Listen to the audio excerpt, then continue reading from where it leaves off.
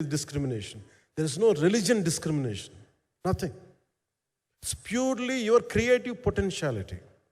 Purely your creative ability. నువ్వు చిరంజీవి గారి తమ్ముడు కావచ్చు, చిరంజీవి గారి కొడుకు కావచ్చు, లేదంటే ఇంకొకళ్ళు అబ్బాయి కావచ్చు, మేనల్లుడు కావచ్చు, ఇట్ డజంట్ మ్యాటర్. నీకు టాలెంట్ లేకపోతే నువ్వు నిలబడలేవు, నీకు సత్తా లేకపోతే నువ్వు ఇక్కడ ఉండలేవు. అది నా కొడుకైనా సరే. ఇట్ ఆల్ డిపెండ్స్ నీకు ఎంత టెనాసిటీ ఉంది, ఎంత పర్సీవరెన్స్ ఉంది, ఎంత నిలబెట్టుకోగలవు, ఎంత నిలదొక్కుకోగలవు, ప్రతికూలతలు ఎంత బలంగా నిలబడగలవు. ఒక నిర్మాత సినిమా తీయడం అంటే ఒక యజ్ఞం చేయడం లాంటిది. తిట్లు తినాలి, ఇబ్బందులు పడాలి, అన్నీ పడిన తర్వాత ఫైనల్ డబ్బులు మిగిలితే కూడా తెలియదు. ఇలాంటి పరిస్థితుల్లో నాకేమనిపించిందంటే ఈయన పడ్డ కష్టం చెప్పాలనిపించింది ఈ రోజున. ఈ ప్రెస్ మీట్ తాలూకు ముఖ్య అంశం ఒక చిన్న స్థాయి నుంచి వచ్చిన వ్యక్తి నిర్మాతగా ఎదిగి ఆయనకున్న పాపం ఆయన మంచితనం ఆయన్ని శాపంగా అవ్వకూడదని చెప్పి ఒక ఉద్దేశంతో ఆయన మంచితనం చెప్పాలి, ఆయన ఒక మంచి సినిమా చేశారని చెప్పడానికి నేను ఈ రోజున మీ ముందుకు వచ్చాను. ఎందుకంటే నేనేం నమ్ముతానంటే సినిమా బాగుంటే ఎలాగో చూస్తారు, దీని గురించి చెప్పక్కర్లేదు. సినిమా బాగాలేకపోతే ఎలాగో చూడరు. మీరు ఎంత పబ్లిసిటీలు చేయండి ఇవన్నీ అనుకోండి, అందుకే నేను పెద్ద ఎక్కువ మాట్లాడక ప్రయత్నం చేయను. కానీ ఈ పర్టికులర్ రోజు మటుకు, ప్రత్యేక ఈ రోజు మటుకు ఆయన పడ్డ కష్టం ఈ సినిమాకి, అలాగే ఒక్కొక్క కాస్టింగ్ ఆయన చేసింది, దీనికి నేను క్రిష్ గారిని కూడా చాలా మనస్ఫూర్తిగా అభినందిస్తున్నాను. ఎందుకంటే ఆయన కూర్చున్నప్పుడు ఎంతమందిని పెట్టాం, ఒక ఔరంగజేబ్గా మిగతా నటులు ఒకళ్ళిద్దరు యాక్టర్స్ని పెట్టి కూడా ఒకళ్ళ చేత యాక్ట్ చేయించాం ఒకళ్ళ చేత. కానీ Bobby Deol so apt for Aurangzeb. ఎంత కన్విక్షన్తో చేశాను. అప్పటికి ఆయనకి ఇంకా ఆయన చేసిన హిందీ సినిమాలు కూడా రాలేదు ఇంకా ఆయనకి. ఎంత కన్విక్షన్తో చేశారంటే నాకు నిజంగా ఆయనతో యాక్ట్ చేయడం చాలా ఆనందాన్ని ఇచ్చింది. సో అలాంటి బాబీ డియోల్ గారిని మొత్తం pan India. Manoj Paramahamsa was roped in last.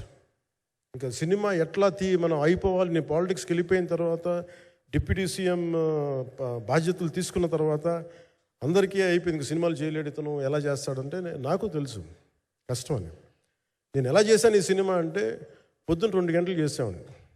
Breakfast time, లేదంటే నా ఎక్సర్సైజ్ టైంని కొంచెం మిడ్ నైట్గో లేదంటే ఎర్లీ మార్నింగ్ 4 గంటలు పెట్టుకొని ఆ 2 గంటలు ఏమి దొరుకుద్దో ఆ 2 గంటలు ఇస్తే జ్యోతి, మనోజ్ గారు, మన రత్నం గారు వీళ్ళు కూర్చొని ప్లాన్ చేసి, అది కూడా నా ఆఫీస్కి, నా పార్టీ ఆఫీస్కి కూతవేటు దూరంలో ఉన్న ఒక మా స్నేహితులు ఒక వాళ్ళ గోడౌన్ ఉంటే అక్కడ కూర్చొని షూట్ చేసాం.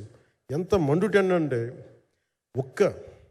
అసలు దాంట్లో కూర్చొని మ్యాట్ వర్క్ చేసి మీరు ఫైనల్ రిజల్ట్స్ చూస్తే ఇది ఇక్కడ చేశారంటే అంత ఆశ్చర్యం అనిపిస్తుంది. Hats off to Manoj Paramahamsa గారు. అండ్ ఈ సీన్స్ అన్నిటికీ ప్రీ విజువలైజేషన్, ప్రతి సీన్ చేయబోయే ముందు అసలు నాకు ఏమనిపించిందంటే సినిమా చేయగలమా లేదనని పరిస్థితుల్లో జ్యోతికృష్ణ గారు ముందుకు వచ్చి నాతో మాటలు నేను చెప్పలేదని, ఇది ఇలా చేస్తాం అలా చేస్తాం ఏం చెప్పలా, ఏమి చేయబోతున్నాడో ఎవ్రీథింగ్ వాజ్ ప్రీ విజువలైజ్డ్. ఈ సీన్ ఇలా ఉండబోతుంది, ఈ చేయబోయే సీన్ ఇలా ఉండదు. నాకు దాని మీద ఆత్మవిశ్వాసం కలిగింది. నాకు లేదు, ఒక సత్తా ఉన్న దర్శకుడు, తెలుగు చిత్ర పరిశ్రమకి సైజ్ తీయగలిగేవాడు, మంచి సాలిడ్ ఎడిటింగ్ సెన్స్ ఉన్నవాడు, మ్యూజికల్ సెన్స్ ఉన్నవాడు. అలాంటి వ్యక్తికి మనోజ్ పరమహంస గారు తోడారు. వీళ్ళిద్దరు కాంబినేషన్లో రత్నం గారి అనుభవంతో ఈ రోజున ఒక మంచి ప్రోడక్ట్ అయితే తీసుకొచ్చాం. ఇది ఎలా ఉంటుంది, ఎలా ఉండబోతుంది, ఎంత హిట్ అవుతుంది అనేది ఇది సంపూర్ణంగా ప్రజల చేతిలోనే ఉంటుంది. అది ఏ స్థాయిలో ఇది ఉంటుంది అనేది అది ప్రజలు చెప్పాల్సింది తప్ప అది నేను చెప్పుకునేది కాదు. బట్ నా వరకు నేను ప్రత్యేకించి నేను వ్యక్తిగతంగా చేసింది ఈ సినిమాకి, అపార్ట్ ఫ్రమ్ యాక్టింగ్ కాంట్రిబ్యూషన్, నేను ఏ సినిమా చేసినా ప్రతి సన్నివేశంలోనూ ప్రతి సాంగ్ అండ్ డాన్స్లో కూడా కొన్నిసార్లు నేను చేయలేక, నేను ఒక రిలక్టెంట్ యాక్టర్లో ఎలాగో టెక్నీషియన్గా కూడా నాకేంటంటే సుస్వాగతం సినిమాలో నన్ను తీసుకెళ్ళి వైజాగ్లో బస్సు మీద ఎక్కించి డ్యాన్స్ చేయమన్నాను. చచ్చిపోయాను డ్యాన్స్ చేయలేక.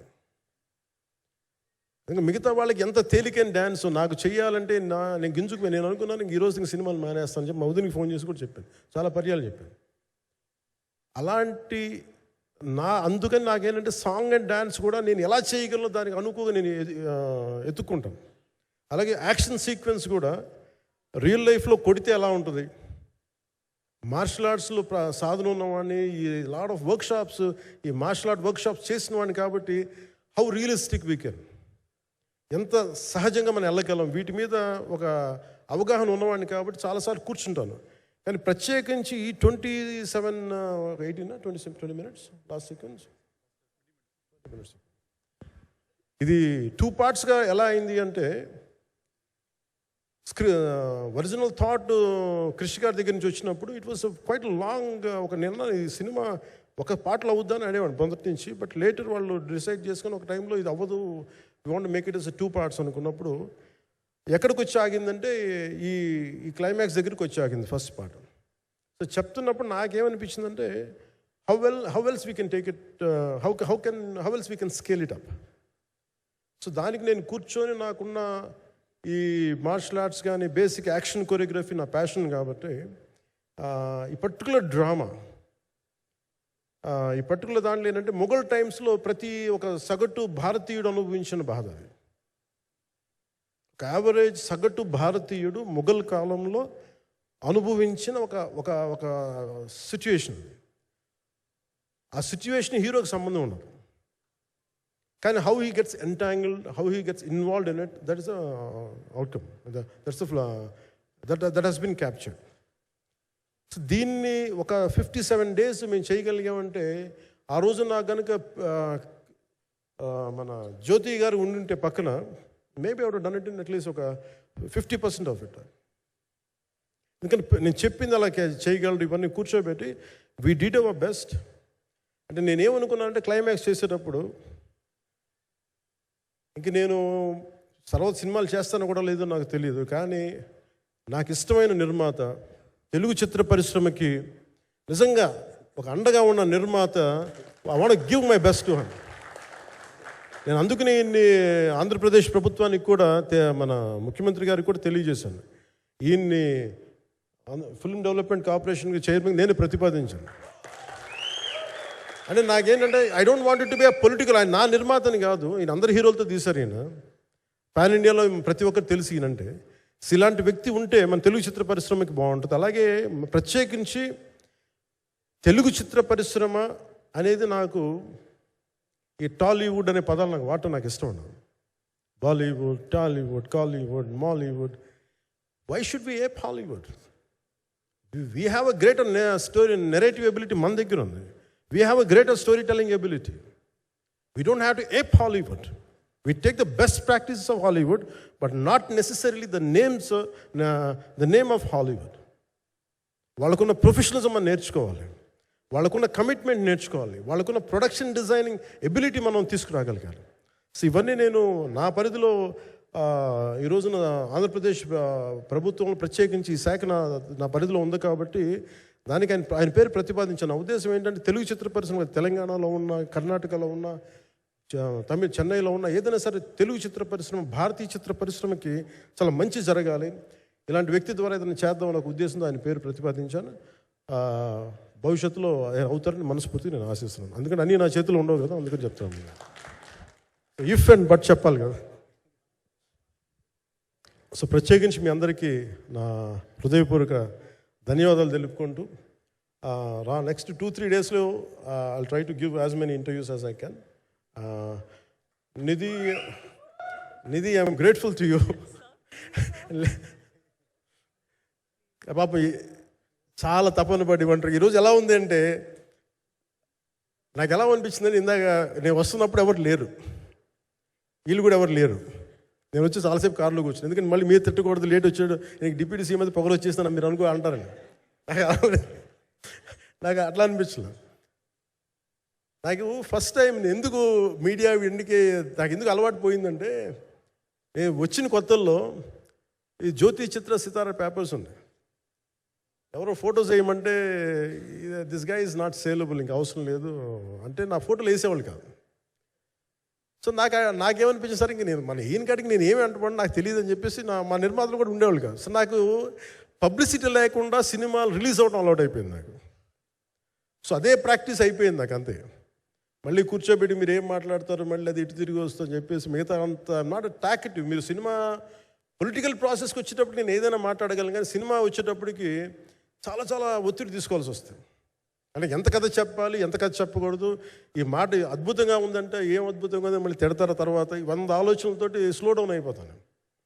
బట్ కానీ నాకు మనస్ఫూర్తిగా ఈ సినిమా ఐ హోప్ వచ్చిన ప్రతి ప్రేక్షకులందరికీ కూడా ఒక మంచి అనుభూతిని ఇస్తాను. నేను మనస్ఫూర్తిగా నమ్ముతున్నాను. ఖచ్చితంగా అలాంటి అనుభూతిని ఇస్తుంది. మీరు థియేటర్లోంచి బయటికి వెళ్ళేటప్పుడు మటుకు విల్ గో విత్ ఒక ఎనర్జెటిక్ ఫీల్తో వెళ్తాయి. అంతవరకు అయితే చెప్పగలను. ఎందుకంటే నేనే నమ్ముతాను, సినిమాకి వెళ్ళేటప్పుడు సినిమా ఒక స్టోరీ చెప్పినప్పుడు నా జీవితంలో చిన్నపాటి ప్రభావం చూపించాలి. అలాంటి ప్రభావం, అలాంటి ఎనర్జీ ఇచ్చే సినిమా అవుతుందని మనస్ఫూర్తిగా నేను ఆశిస్తూ మీ అందరికీ ప్రత్యేకించి మీ అందరికీ పేరు పేరున ధన్యవాదాలు తెలియజేస్తాను. ఇంకా మాట్లాడాలని ఉంది కానీ సాయంత్రం ఈవెంట్ ఉంది కాబట్టి ఇంకొక మారు నేను చెప్తాను ఎందుకు ఈ పర్టికులర్ ప్రెస్ మీట్ అంటే. I want to tell you I'm grateful to each one of you. I'm grateful to you. Thank you for standing by us. Thank you very much.